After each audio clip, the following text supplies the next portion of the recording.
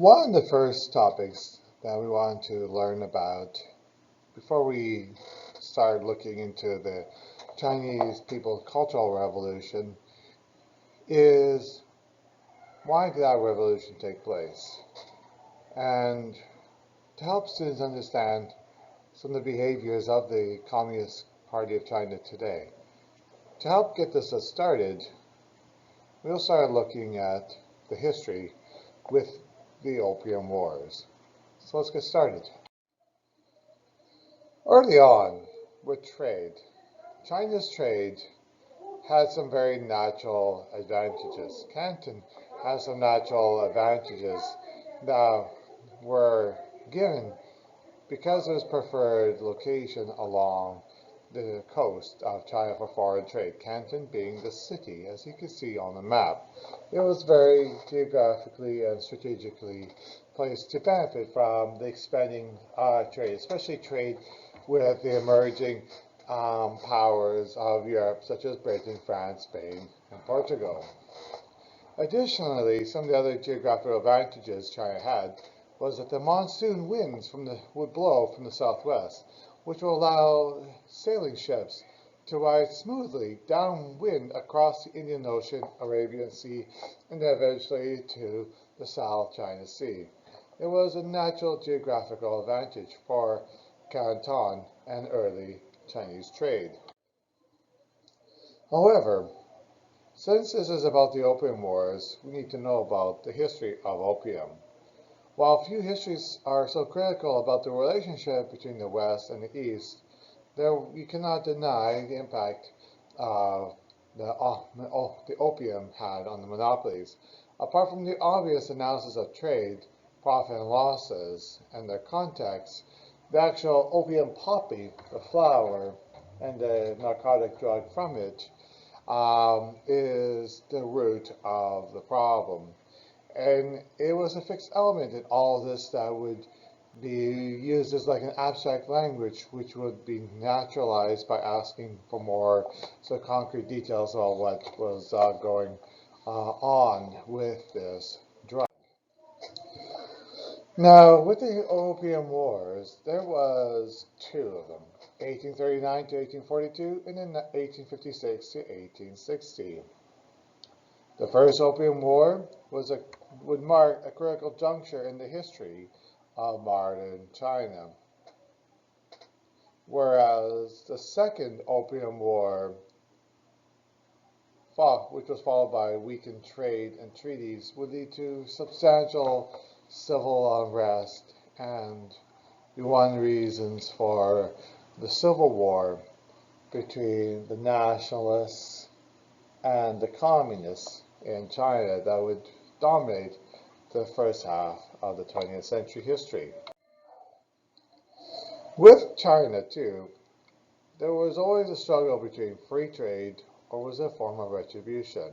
While restricted foreign trade was subjected to regulations imposed by the Chinese government, which would then show the influence of their culture, their government, and their military, trade, especially free trade, was always viewed with considerable suspicion because China always thought of itself as the Middle Kingdom.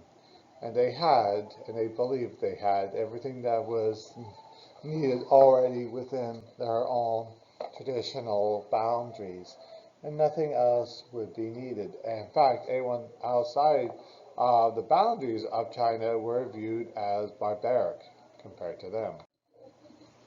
But with the Canton trade system, Chinese art and luxury items were prized possessions for the upper classes in Europe as well as the United States.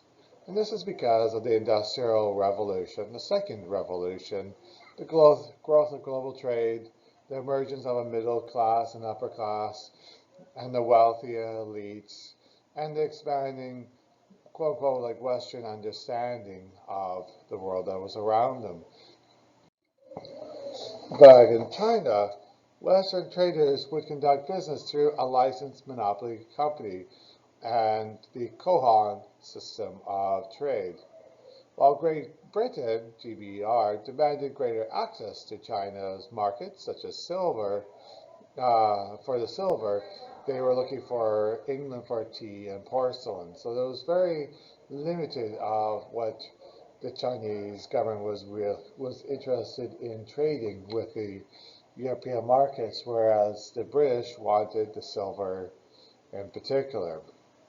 For that, though, there was various failed trade missions, and these failed trade missions convinced Britain that only force, brute force, the military, would convince and induce the Qing government to open up China's ports for trade and greater access. Remember, from your point of view or the Western point of view, this is now the second industrial revolution. World trade, mother countries, international markets, raw materials, the power of those empires, and the insatiable demand for more and more goods was ever prevalent. But the clash between the East and West, the Western imperial powers such as Britain, France, and the United States were aggressively expanding their influence around the world through either economic strength or through military strength. And while China was not effective in responding to the modern West with its industrialization, mercantilism, and its growing military strength, the international markets actually gave these Western powers the advantage that would come to mark what China views as a century of humiliation. The Duguan era was a miscalculated time of history.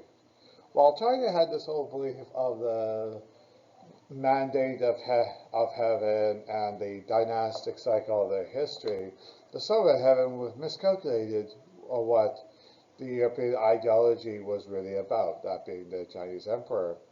And the emperor also had limited knowledge on basic economics of war and drugs, and relied heavily on duty import tax to fund his government. That would be a design and a fundamental fatal flaw in why also the Opium War would happen. Whereas in the Qing dynasty, Qing being the first emperor of China, Qing Huangdi, the name of China today, British merchants would import vast amounts of opium from China, about 30,000 chests. Even though during the Qing dynasty they had imperial edicts that would ban the export of opium, especially in the 1820s or the 1830s. But these bans were largely ignored by all sides. They're both the European side and the Chinese traders because of the money that was involved. Longjui would mandate and was given the mandate to enforce a total ban on opium imports.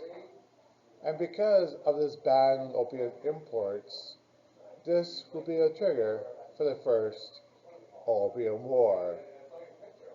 And in the first Opium War, it would expose the significant technological and militarily inferiority of the Chinese forces compared to a modern colonial 19th century European military force. For the wars of aggression, Britain proclaimed their aim was to fight government officials and soldiers who abused the people. But Britain exploited a deep rift between the society and the government and the people to weaken the Qing dynasty. The British wanted to make it look like they were the ones who were freeing or liberating the people from this oppression, even though all they wanted was to reestablish and reopen the opium trade because of the considerable wealth that could be gained from it. Foreign trading ships. Each time British forces would forced his way through those Chinese forts or ships. The Chinese defenses were utterly destroyed, and the flawed emplacements became a symbol of China's refusal to respond to the changing world. It showed the ineffectual chain of command of the emperor and the viceroy in the south. China was not capable. China was ill prepared and outmatched in every regards against a British Navy fleet. After the disaster of the first set of battles, it would lead to the Treaty of Nanking, where in the treaty China ceded to gave away the territory of Hong Kong to Great Britain.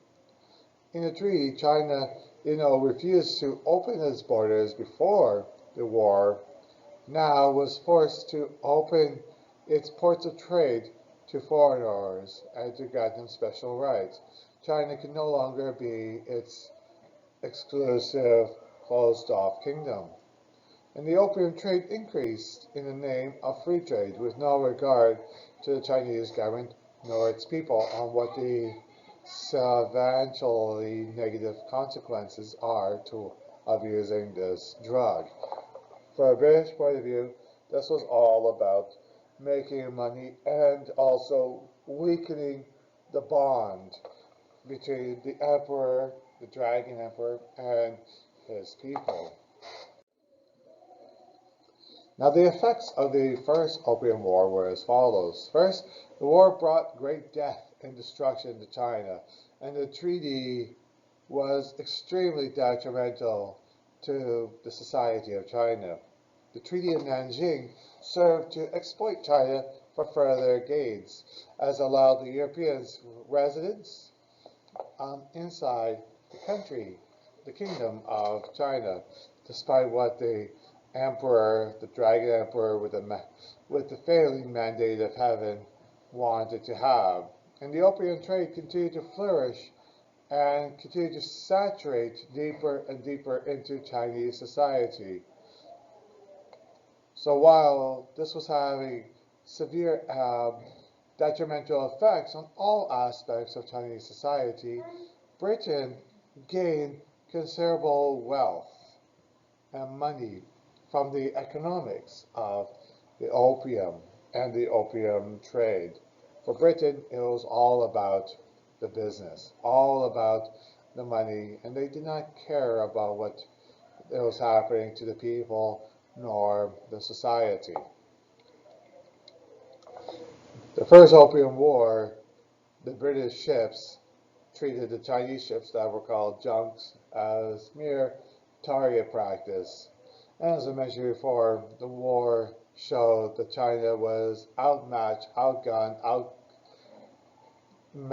outmatched basically in every and all regards in a armed conflict.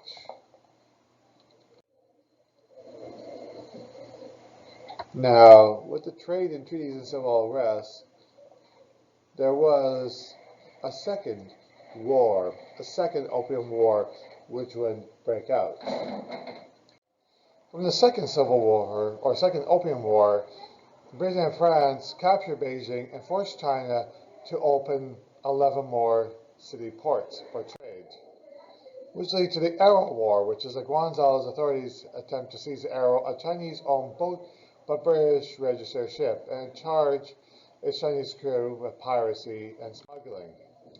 In the Treaty of Tianjin, Anglo and French forces occupied Guangzhou and took Dago forts and marched into Tianjin, where the Qing representatives complied with the British and French demands to allow foreign diplomats into Beijing, the sacred capital city. This will all lead to the collapsing of the mandate of heaven and the ongoing dynastic cycle. The Taiping Rebellion, or Han Shuaizhuan, experienced a profound spiritual revelation which prompted a quasi-Christian movement. This supported him to come dawn and promise a land, reform, a better way of life, and the end of the Manchu rule. Chinese society has always been dominated of the dynastic cycle and the mandate of heaven. Once one dynasty family loses the mandate, the cycle ends, and a time period of considerable unrest and fights occur. The Palace of Shame. There was a deep, unhealed wound in the UK relations with China that stems from the destruction of the country's most beautiful palace. The site swarms with Chinese visitors as part of government-sponsored patriotic education program, but is symbolic towards this time period, which the Chinese government refers to as the Century of Humiliation. The effects of the Second Opium War was the Chinese were forced to cede territory of Kowloon to Britain and opened Tianjin as a trade port for religious freedom, legalizing opium trade, and repatriations to Britain and France. It also burned the old summer palace, and Russia took advantage